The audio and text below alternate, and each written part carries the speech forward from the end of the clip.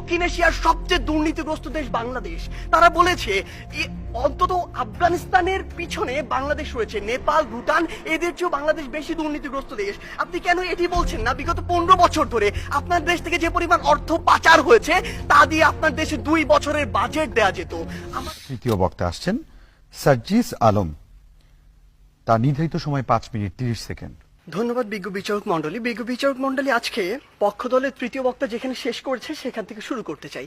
তিনি মাত্র বললেন যে ওয়ার্ল্ড র্যাঙ্কিং এ পাকিস্তানের 9টি বিশ্ববিদ্যালয় রয়েছে, কিন্তু সবচেয়ে দুঃখের কথা সেটি পাকিস্তানের মতো রাজনৈতিকভাবে এত বড় একটি অস্থিতিশীল দেশেরও যখন 9টি বিশ্ববিদ্যালয় 1000-এর মধ্যে র্যাঙ্কিং এ থাকে বিশ্বে, আমার বাংলাদেশের 3টিও থাকে না। আমার বাংলাদেশ এ কারণেই সফলতম হতে পারে না। তিনি আজকে বললেন আমরা নাকি আমাদের যে স্বপ্ন সেটিকে বিশ্বাস করি না। আমরা একটি দেশ নিয়ে যখন কথা বলবো তখন শুধু স্বপ্নের উপরে ভর করে থাকতে পারি না, ওই আবেগ দিয়ে চালিত